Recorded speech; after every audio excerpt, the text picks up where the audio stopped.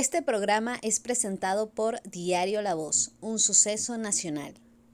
El Espectador de Caracas. 800 Noticias. Forum Supermayorista. Compra más, ahorra más. Style Shop, tu mejor opción en marca y accesorios. Bienvenidos a Conversando con Emilio. Benjamín Rauseo, mejor conocido como el Conde del Guácharo, ha dicho que no va a participar en primarias, sino que irá directo a las presidenciales del 2024. Sin embargo, lo que ocurra en esas primarias también lo afecta, porque de allí saldrá un contendor para esas elecciones del 2024. Para hablar de eso y mucho más, hoy ya tenemos a Agustín Berríos. Él es director político del comando de campaña de Benjamín Rauseo. Bienvenido. Buenos días, gracias por la invitación. ¿Qué opinión le merece desde el comando de Benjamín cómo se viene dando todo este tema de las primarias y los últimos acontecimientos de acompañamiento por parte del CNE? Bueno, gracias por la invitación primero que todo. Cuando Benjamín anunció que se ponía al margen de la primaria, en un comunicado de 5 puntos que a mí me correspondió divulgar por instrucciones de él, dijo en forma clara que iba directo al 2024 como candidato independiente y que le deseaba suerte a ese proceso, y nosotros deseamos que ese proceso culmine de la mejor manera posible. Ojalá que sea armónico, ojalá que sea unitario, ojalá que concluya bien. Ojalá que se haga. Que se haga.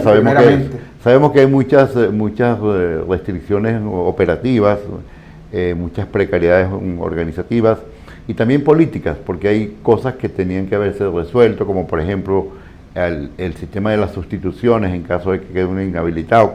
¿Qué ocurre? Son precariedades políticas, pero nosotros no nos involucramos en eso, lo respetamos mucho, respetamos a los que están ahí, y sabemos que hoy tienen una cosa que resolver, que es qué hacer con la oferta, con la respuesta del CNE de atender a la solicitud que le hicieron de ayuda técnica, y veremos qué pasa. Ahora, lo que salga de la primaria será bienvenido en la convocatoria al reencuentro, a la reconciliación que Benjamín hace, porque si abrimos las puertas a gente que viene del chavismo, que viene del régimen, que viene del gobierno interino, si abrimos la puerta a todo el mundo, ¿por qué no la vamos a abrir a este sector de la oposición? Esta primaria está circunscrita a un sector de la oposición importante, relevante. No, cuando decimos eso no lo decimos de manera, digamos, despectiva, pero tratando de hacer honor a la verdad. Ese es un sector de la oposición. Ahora, la voluntad de cambio de los venezolanos es muy grande, es el 80-85%, y en la primaria está un sector de los que quieren cambio político, pero no es ni la mitad de los que quieren cambio político, de manera que a ese sector nosotros, por supuesto, lo llamaremos, lo convocaremos, invocaremos su concurso para el gran esfuerzo de reencuentro que los venezolanos tenemos que acometer después de la elección de 2024. ¿Y cuál ha sido la opinión de ustedes en torno al tema de los inhabilitados? Aquí hay mucha incertidumbre, sobre todo con la participación o la posible o no participación de María Corina Machado. Digo María Corina por el hecho de que está liderando en las encuestas, pero también es el caso de Capriles, el caso de Freddy Superlano, en fin, una cantidad de personas que están participando en esas primarias, pero que están inhabilitados. ¿Cuál ha sido la opinión de ustedes en torno a ese tema? Bueno, desde mucho antes de que el tema estuviera en el debate, Benjamín dijo que él era contrario a las inhabilitaciones, que él, como abogado, piensa que son ilegales, que son inconstitucionales, y cuando se produjo la divulgación de la información de la Contraloría de que María Corina Machado estaba inhabilitada por un periodo largo de tiempo, Benjamín, que ha estado ausente del debate, hizo un mensaje en su red social de Twitter, ahora X, diciendo que rechazaba esa inhabilitación y que el país que Benjamín sueña, el que nosotros soñamos y por el que luchamos, es un país donde eso no debe ocurrir, no debe haber presos políticos, no debe haber inhabilitados, solo una persona que tenga una sentencia firme en un tribunal puede ser inhabilitada. Eso es el país que soñamos y por el que luchamos, de manera que lo decimos de manera conceptual y de manera genérica, y eso aplica para la señora Machado, para el señor Superlano, para el señor Capriles y para cualquiera otro. De manera, nosotros, digamos, pensamos que debe ser el venezolano el que elija. Ahora, eso es lo que nosotros pensamos.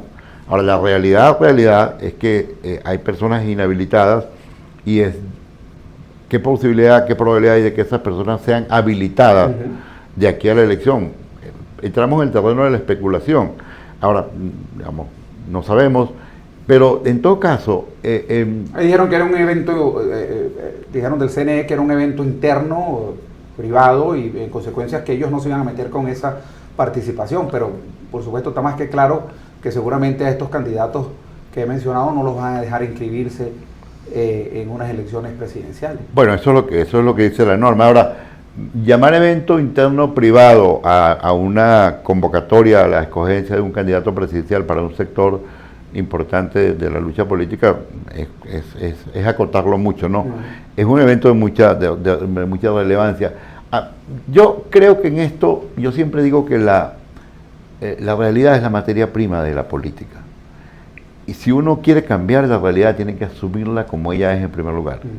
Es decir, reconocerla como es.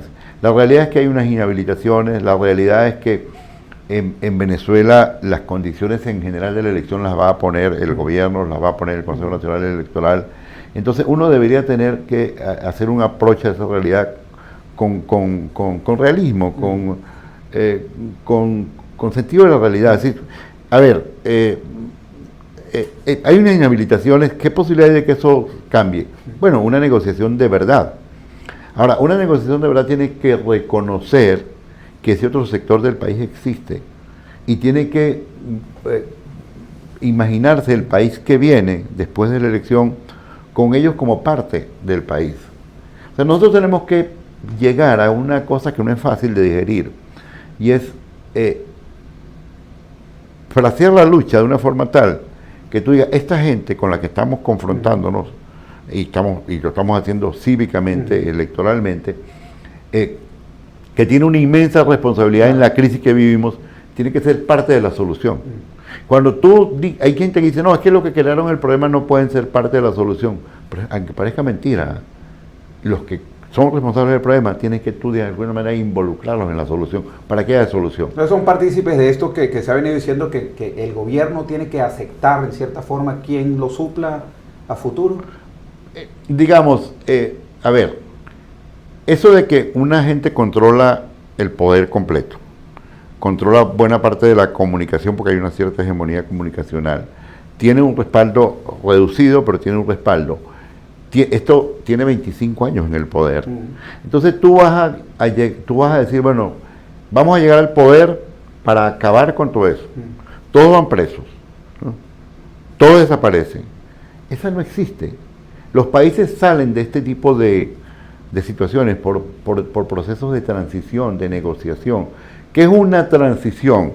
Es un puente entre una realidad histórica que no ha terminado de irse y un porvenir, un nuevo tiempo, una nueva etapa que no ha terminado de nacer. Entonces, lo que corresponde en Venezuela ahorita es plantear una transición. Es lo que está en el medio de esos dos puntos. Es un puente entre dos etapas históricas, no es un corte, y la historia no se mueve por cortes, por rupturas totales, eso no existe.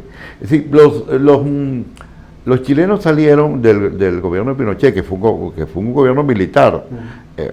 Algunos lo llaman la dictadura de Pinochet, a ellos se llamaban constitucionalmente el gobierno militar, porque la Fuerza Armada en Chile, cuando el país iba en una deriva de destrucción bajo Allende, la Fuerza Armada tomó el poder como Fuerza Armada y gobernó como Fuerza Armada, era un gobierno militar que se asumía militar. Ese gobierno militar salió por una vía democrática, que estaba en la Constitución. Un plebiscito que se le preguntó a la gente si Pinochet podía postularse de nuevo y ganó el no. Una campaña formidable que hizo la oposición democrática chilena con un lenguaje no radical. Y en eso tuvo un papel grande Ricardo Lagos, que es un hombre, digamos, sensato, equilibrado, y don Patricio Elwin, a que yo tuve el honor de conocer, un hombre también equilibrado, sensato, no dogmático, no radical, no sectario. Y ellos, digamos, lograron, el Pinochet aceptó el triunfo del no, en el que el pueblo le dijo no se puede postular, y entonces, bueno, pues lanzaron un candidato de los partidarios del gobierno militar que sacó más del 40% de los votos. O sea que el gobierno militar tenía respaldo popular porque, entre otras cosas, había recuperado la economía. Bueno, y salieron de ahí con Pinochet como comandante del ejército. Y a mí me contó don Patricio Elwin que él siendo presidente de la República, dice, bueno, es un presidente tutelado por los militares, es un presidente bajo el tutelaje de Pinochet. No, es un presidente constitucional, con la plenitud de sus derechos, de sus facultades, pero que tenía como comandante del ejército a quien era el gobernante anterior a quien él había sustituido en el Palacio de la Moneda. Entonces, esa transición magistral que hacen los chilenos, ¿por qué la hacen? Bueno, porque tienen la sensatez de entender que esa etapa del gobierno militar no la puedes cortar abruptamente. Ahora, Chile podía salir si tú decías, bueno, Pinochet va preso, todos los comandantes, jefes de guarnición van presos, todos los ministros de Pinochet van presos. Esa no existe. En Nicaragua hay otro ejemplo, cuando pierde a Ortega la primera vez, el sandinismo era muy poderoso y gana la señora Chamorro. Bueno, comandante del ejército queda el hermano de Ortega. O sea, queda al frente de la Fuerza Armada. Ahora, nosotros hablamos de la transición chilena, la nicaragüense, la española. La española es formidable. La española, España va a la democracia, de Franco a la democracia, de la mano de Adolfo Suárez, que había sido el jefe de las juventudes de la Falange, y la figura juvenil del franquismo. Y hace una transición magistral. España se convierte en esa gran potencia que es hoy en la Unión Europea, porque hace una transición democrática formidable. Pero nosotros hablamos de las transiciones de Chile, de España, de Nicaragua, pero nosotros hemos hecho grandes transiciones en Venezuela. En Venezuela la transición de Gómez a la democracia la hace López, que fue el ministro de Guerra y Marina, ministro de la Defensa de Gómez. Y luego viene, más adelante, Medina, que es el ministro de la Defensa de López Contreras. O sea, y López Contreras es un militar, digamos, que se quita el uniforme, reduce el periodo presidencial y le da prioridad a lo civil sobre lo militar. Un gobierno que era un gobierno militar. Luego la transición de Pérez Jiménez también. Luego la transición de la democracia que teníamos del pacto de punto fijo de Chávez también se hace en forma, digamos, muy natural. Chávez ratifica al ministro de Finanzas a la que era ministro de Finanzas del presidente Caldera. O sea, nosotros los venezolanos, tenemos grandes experiencias en transición. ¿Por qué no podemos imaginar? La historia tiene grandes experiencias en este proceso. Y nosotros, incluso... Pareciera que a veces se obvian que son procesos tienen más de 150 países con ejemplos como este. En estos días escuchaba a John Magdaleno hablar de eso. Totalmente. Entonces, ¿por qué plantear que, digamos, que solo se sale aquí por una vía radical, donde tú le prometes a todos los que están en el poder que desaparecen? No. Yo creo que esto, por eso cuando Benjamín plantea que la única posibilidad de salir de aquí, de recuperar el país con un reencuentro, con una reconciliación, lo cree. Y lo cree porque Benjamín, esa es su naturaleza, él no tiene enemigos, él es amigo de todo el mundo, él no tiene odios, él no ha participado en los conflictos, y él es la persona más lejana a cualquier tipo de discurso de revancha, de venganza, de odio, y además, la única manera de que podamos reencauzar el país es que miremos hacia adelante. Si miramos hacia atrás, tenemos 1000 motivos para enfrentarnos, para dividirnos. Si miramos hacia adelante, podemos conseguir puntos de encuentro. Entonces, esa es la clave del mensaje de Benjamín, y es muy potente. Ahora, ¿dónde está? Benjamín salió con miras, al principio se vio así que podía estar participando en las primarias, obtuvo una muy buena... no votación, pero puntajes en las encuestas, lo ponían primero, segundo, y después dijo que no iba a participar en las primarias y desapareció de la palestra política. ¿Dónde está Benjamín en este momento? Benjamín está en Estados Unidos, está ocupándose de estar en las mejores condiciones físicas y mentales, intelectuales para la batalla que viene. Ha tenido un problema con una rodilla, eso requiere un tratamiento, eso requiere una recuperación. Está viendo algunas cosas de salud. Y también está estudiando, está teniendo muchas reuniones con gente. Por ejemplo, en estos días tuvimos una reunión sobre el tema petrolero y sobre el tema de la CITGO. La CITGO es un patrimonio del país, es el activo externo más grande que tenemos los venezolanos y está en riesgo de perder. ¿Se logra, Benjamín, con sectores del gobierno norteamericano como lo está haciendo la plataforma unitaria? Sí, Benjamín es una persona muy dada al diálogo con todo el mundo, tiene buenas relaciones con gobiernos distintos. Cuando estaba aquí en Venezuela tuvimos muchas reuniones con embajadores, embajadores de la Unión Europea, de los países latinoamericanos. Nosotros no distinguimos si el embajador es de un gobierno del Foro de Sao Paulo o es de un aliado de los Estados Unidos. Nosotros procuramos hablar con así como lo hacemos entre Venezuela, lo hacemos fuera de Venezuela. Él está en ese proceso y lo que se decidió estratégicamente fue ponerse al margen del conflicto. O sea, nosotros estamos a la margen de la primaria, no estamos en contra de la primaria, no estamos enfrente de la primaria, estamos al margen del conflicto. Entonces nosotros, digamos, para estar al margen decimos, no vamos a participar en el debate público. Y por eso nosotros no opinamos, y eso nos ha hecho bien, porque dejamos que ese proceso se desarrolle. Naturalmente no opinamos sobre él, no lo estamos enjuiciando, sí le estamos haciendo seguimiento, porque es lógico que le hagamos seguimiento. No estamos opinando sobre él, no estamos emitiendo juicios sobre los que participan ahí, y deseamos que salga bien. Y las encuestas dicen que en todas las mediciones Benjamín es el segundo, a veces el tercero, a veces yo, que soy el director... Vamos a ir a un corte de publicidad, y al regreso vamos a desarrollar eso. ¿Cuál es la estrategia que ustedes tienen y cuál es el posible resultado en un escenario donde haya un candidato del gobierno, un candidato de las primarias y candidatos independientes, entre ellos Benjamín Rausseo? Vamos a ir al corte de publicidad y ya regresamos. A pesar de la crisis, el diario La Voz cumple su compromiso de informar con imparcialidad y valentía. El impreso, la versión digital y nuestras redes sociales te conectan oportunamente con el acontecer nacional e internacional. Diario La Voz, un periódico para la Venezuela de hoy. Diario La Voz, un suceso nacional. Estamos de regreso conversando con Emilio, hoy con Agustín Berrío, él es director político del comando de campaña de Benjamín Rausseo, y dejamos una pregunta al aire. La pregunta es, de tantos escenarios que se pueden presentar, uno pudiera ser una candidatura del PSUV, que todo pareciera indicar que es la candidatura, que esa candidatura va a estar en manos de Nicolás Maduro, del presidente Nicolás Maduro, una candidatura que salga de estas elecciones primarias, y candidaturas independientes, lo digo en plural porque hay personas como de Acción Democrática que han expresado que también van a ir directo, entre ellos Benjamín Rausseo.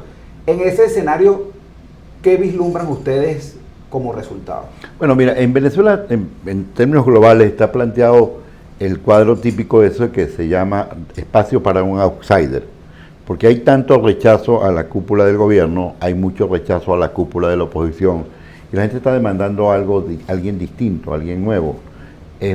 ¿Cuál es el retrato hablado de lo que la gente demanda? Demanda un independiente de verdad, no alguien que se metió independiente, porque hay gente que se mete independiente, ha sido político toda la vida, ha sido parte de partido y se mete independiente. Como ser independiente no es una chaqueta que te pones. Un independiente de verdad. Como algunos rectores del CNE que un día antes eran de un partido y entonces pusieron una chaqueta de independiente. Reclama un independiente, reclama una persona que tenga capacidad gerencial, idealmente un empresario, alguien que tenga relaciones con los temas económicos, porque el principal problema que hay que atender es el problema de la economía. El origen del problema es político, de la crisis venezolana, pero en lo que se manifiesta la crisis es en que no hay salario, no hay ingreso, no hay trabajo. No hay actividad económica, entonces hay que atender eso, y la gente demanda a alguien que sepa de eso, que haya lidiado con eso, y alguien que esté por encima de los odios y las confrontaciones, de manera que no es cualquier independiente, pueden haber 20 candidatos independientes, pero el que calza con Benjamín tiene esa característica. Calza con eso. Benjamín es un hombre que nació en la entraña de la pobreza, la conoció y la venció, conoció el hambre y la superó, o sea, conoce el sufrimiento de la gente, pero además ha sido un empresario exitoso y ha tenido la capacidad de hablar con los empresarios, conocer los dos mundos, que hay que integrarlos, porque tú no vas a salir de aquí con un discurso que privilegie lo empresarial nada más y no entienda lo social, pero tampoco vas a salir de aquí con un discurso que se concentre en lo social y no entienda el inmenso rol del mundo empresarial, del mundo privado para sacarlo adelante. Y tiene la ventaja de que cuando él habla de reconciliación es de verdad, porque él no ha participado en todos estos conflictos, él no ha militado en ningún partido político, aunque no está contra los partidos políticos. Él no ha sido político, pero no es antipolítico, porque va a ejercer el primer cargo político del país, que es la presidencia de la República. Vemos que el escenario del año que viene es un candidato del gobierno, que lo más probable es que sea Maduro, un candidato o varios, pueden salir 2 o 3 candidatos del mundo de los partidos de la oposición, 1, 2 si la primaria sale bien será uno, y una figura independiente que tiene que buscar convocar a todos. Por ejemplo, hay un porcentaje de más de 40% de gente que votó por Chávez que ve muy bien a Benjamín. Benjamín puede llegar a tener hasta el 50% del antiguo voto chavista, con él. Y hay muchísima gente de AD, de COPEI, de Un Nuevo Tiempo, PJ, que ve a Benjamín con simpatía. Y hagan ustedes, por ejemplo, hay algo que también la gente demanda, poniéndole su forma de cómo lo está analizando, que es unidad. Claro. Ustedes hablan con la plataforma unitaria a ver si se logra en este caso sería un consenso en torno a una figura. Nosotros hablamos con todo el mundo, pero nosotros privilegiamos hablar con la gente. ¿O eso está descartado? No, nosotros no nos negamos a hablar con nadie, porque Benjamín no tiene asco de nadie. O sea, nosotros no tenemos asco de nadie, no nos repugna a nadie, no satanizamos a nadie, no descalificamos a nadie. Nosotros partimos de que Venezuela es realmente viable por el reencuentro de todos. O sea, de manera que aquí cabemos todos. Ahora, pero nosotros no privilegiamos. La unidad para nosotros no es una foto con Ramos Alú y con Manuel Rosales y con Leopoldo López y con Juan Guaidó y con María Corina Machado, porque esa es la foto de la oposición que la gente está viendo por 25 años. Tampoco es la foto con Barreto y con Cabello y con La Cava. No. Nosotros pensamos que la unidad se construye por abajo entre la gente. Fíjate, cuando Benjamín va a los barrios, lo reciben los consejos comunales, lo reciben las VC y lo reciben los comités de base de los antiguos, de lo que era antiguamente el comité de base de AD y COPEI. Yo conozco bien de eso porque fui dirigente de COPEI toda la vida. Entonces, en los recorridos, fuimos a La Dolorita, por ejemplo, hace unos meses. Y en La Dolorita, el día que fuimos, recogimos más de 2.500 firmas, cuando estábamos incluso recogiendo firmas para la primaria. Y ahí había gente que se sumaba de las VC, de Un Nuevo Tiempo, de que vienen de Voluntad Popular. De manera que nosotros pensamos que la unidad no es la fotografía clásica de la unidad de las cúpulas. Entonces, nosotros no es que, no lo digo en forma despectiva, yo no voy a usar el lenguaje de Chávez, las cúpulas podrían, no, sin ningún lenguaje despectivo. Nosotros no privilegiamos ese tipo de contacto porque no es la unidad que el país requiere, es por abajo. Y una cosa que te puedo decir, la gente en los sectores humildes está más unida porque lo que te une es la dificultad y la necesidad. No hay nadie más realista que el que sufre la necesidad en el barrio, porque el que sufre la necesidad en el barrio puede haber sido chavista, puede haber sido adeco, copellano, pero a la hora de la verdad, cuando tiene una emergencia, el niño enfermo a medianoche y la necesidad de salir corriendo a buscar una medicina, llegar a un puesto, a un hospital, en ese momento no ve color político. Entonces, la unidad en Venezuela es posible. Fíjate que, una cosa que te quiero decir, fíjate que en Venezuela, contrario a lo que se podría pensar, en Venezuela no hay espacio para un discurso radical. La gente en general cree que la salida en Venezuela pasa por la reconciliación y el reencuentro. La gente probó que el radicalismo no lleva a ningún lado. Entonces, hay una voluntad de reconciliación muy grande abajo en la gente, porque los pueblos voltean a ver al cielo después que le han visto la cara del infierno, y nosotros hemos visto la cara del infierno con la crisis, como país. Para ganar elecciones hace falta muchas características, no solamente del candidato, sino hace falta organización, hace falta mucho dinero para unas elecciones presidenciales, hacen falta, miles de testigos, son creo que 40.000 mesas para unas elecciones presidenciales. ¿Tienen ustedes esos temas resueltos? No los tenemos resueltos, estamos en eso.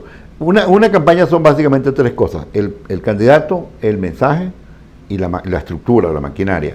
Nosotros en la campaña de Benjamín tenemos una ventaja. En la campaña de Benjamín el mensaje y el candidato son uno mismo, porque el mensaje es la reconciliación y el mensaje de progreso. Y Benjamín, su vida es un ejemplo de progreso, venir de abajo y superarse en base al esfuerzo, la educación, el trabajo, la disciplina, el ahorro, cumplir la palabra. Entonces, él es el mensaje, su vida es el mensaje. Y la maquinaria, ese es el esfuerzo que estamos haciendo. Tenemos un esfuerzo gigantesco con muy pocos recursos, pero para eso tenemos la materia prima, porque hay una inmensa simpatía por Benjamín en los sectores populares. Cuando tienes la materia prima, que es la voluntad de la gente que quiere un cambio, entonces se trata de crear las estructuras y en eso estamos. ¿Eso requiere recursos? Sí. Eso es nuestra gran limitación, pero eso aparecerán. Yo que quise tanto al presidente Herrera me decía, las campañas que se ganan son las que empiezan pobres. Y es verdad. O sea, nosotros estamos muy, muy precarios de recursos. pero nosotros no tenemos ningún temor de que eso vamos a tener lo suficiente, no vamos a morir por inanición en la campaña. ¿Es una ventaja o una desventaja tener un pasado político, en el caso de Benjamín, que no lo tiene? Es una ventaja. Es una ventaja porque no tienes rencores, no tienes enemigos, no tienes prejuicios, tienes la capacidad de abrirte los brazos a todo el mundo, tienes riesgos, pero bueno, de eso se tiene que ocupar el equipo, de observar, de chequear, porque claro, se nos acerca mucha gente y tenemos que, de alguna manera, tenemos que registrar a la gente que se nos acerca. Porque esta campaña tenemos que hacerla con todo el mundo, pero en el núcleo de la campaña tiene que haber honestidad, honradez, compromiso, patriotismo, verticalidad, porque el cambio en Venezuela será ético o no será cambio. La transición en Venezuela será ética o no será transición. Entonces tú tienes que preservar que el núcleo de la campaña sea sano. Tienes que sumar a todo el mundo. Sí.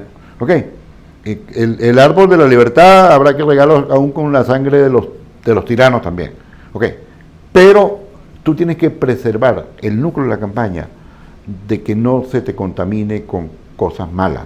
Por ejemplo, tenemos que tener un extremo cuidado en que no vaya a llegar un dólar sucio a la campaña. Porque el país está muy descompuesto. Entonces tenemos que hacer un gran esfuerzo porque la campaña sea limpia en la intención y limpia en los procedimientos. Y eso, pero Benjamín es un hombre bueno, noble, pero es muy inteligente y es muy rápido.